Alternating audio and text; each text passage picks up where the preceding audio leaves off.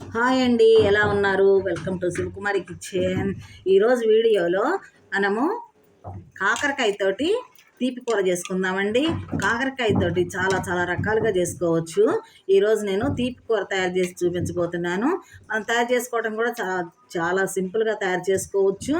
అందరూ ఇష్టపడతారండి ఈ తీపి కూరని. చిన్నపిల్లలు కూడా తింటారు చక్కగా. ఇప్పుడు ఎలా తయారు చేసుకోవాలో చూద్దాము. ఇప్పుడు లేత కాకరకాయలు తీసుకున్నాము. ఈ లేత కాకరకాయలని శుభ్రంగా కడిగి పెట్టానన్నమాట. ఇప్పుడు సన్న సన్నగా ముక్కలు కట్ చేసుకోవాలి.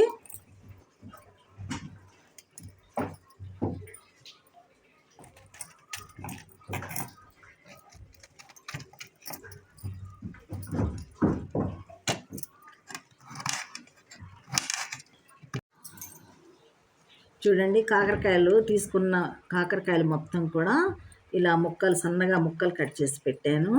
ముందే కడిగేసుకుని ముక్కలు కట్ చేసి పెట్టుకున్నానండి.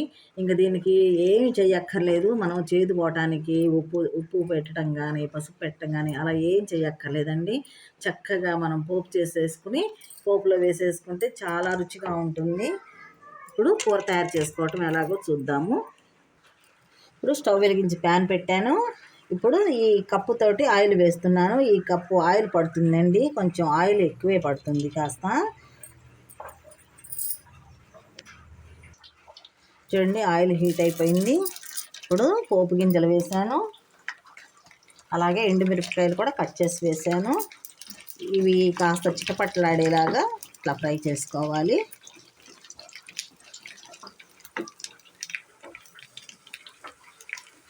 ఇప్పుడు ఈ కాకరకాయలు ముక్కలు కట్ చేసుకున్నాం కదా, అలాగే ఉల్లిపాయలు కూడా ముక్కలు కట్ చేసి పెట్టుకున్నాను.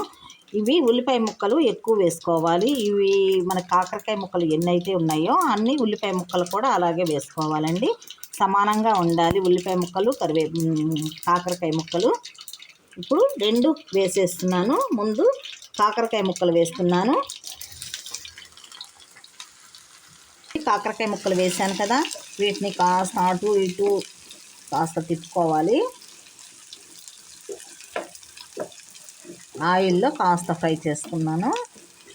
ఇప్పుడు మనం కట్ చేసి పెట్టుకున్న ఉల్లిపాయ ముక్కలు వేసేస్తున్నాను.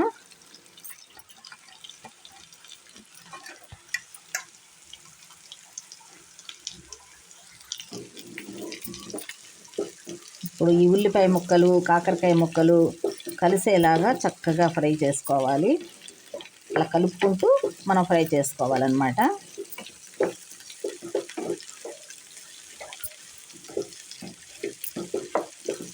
కాస్త వేగే వరకు కాస్త మనం అటు ఇటు తిప్పుకుంటూ వేయించుకోవాలి.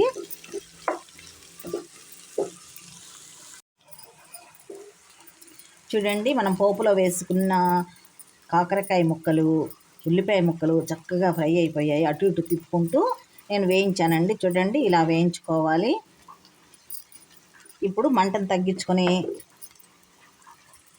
ఈ కప్పు తురిమిన బెల్లం వేస్తున్నాను. స్టవ్ని సిమ్లో పెట్టానండి. ఇప్పుడు ఈ బెల్లం అంతా కలిసేలాగా చక్కగా అటు ఇటు తిప్పుకోవాలి.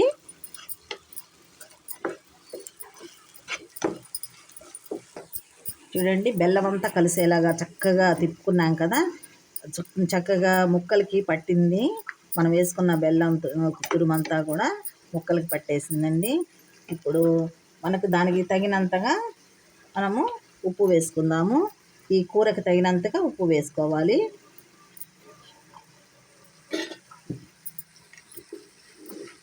ఈ ఉప్పు కూడా కలిసేలాగా అంతా తిప్పుకోవాలి. ఇప్పుడు ఒక స్పూను పసుపు వేస్తున్నాను. ఈ పసుపు కూడా కొంచెం ఎక్కువే వేసుకోవాలి. మనం అన్ని కూరల్లో కన్నా కూడా కొంచెం పసుపు ఎక్కువ వేసుకోవాలన్నమాట.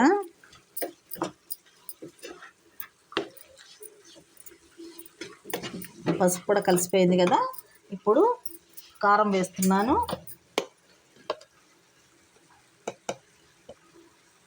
ఉప్పు ఏ స్పూన్తో వేసానో అదే స్పూన్ తోటి కారం కూడా వేసేస్తున్నాను.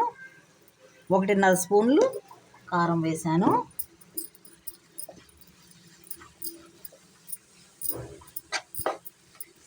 కూర తీయగా ఎంత బాగుంటుందంటే అంత బాగుంటుంది. అసలు ఒకసారి ట్రై చేసి చూడండి.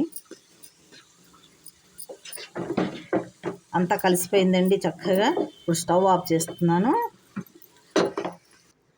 చూడండి, గుమగుమలాడే తీపి కూర, కాకరకాయ తీపి కూర రెడీ అయిపోయింది. చాలా చాలా టేస్ట్గా ఉంటుంది. అసలు ఒక్కసారి తిన్నారంటే అసలు మళ్ళీ మళ్ళీ తినాలనిపించేలాగా ఉంటుంది. మీకు అందరికీ నచ్చుతుందని అనుకుంటాను. నచ్చినట్లయితే లైక్ చేయండి, షేర్ చేయండి. మరొక మంచి రెసిపీతో కలుద్దామండి. Thank you.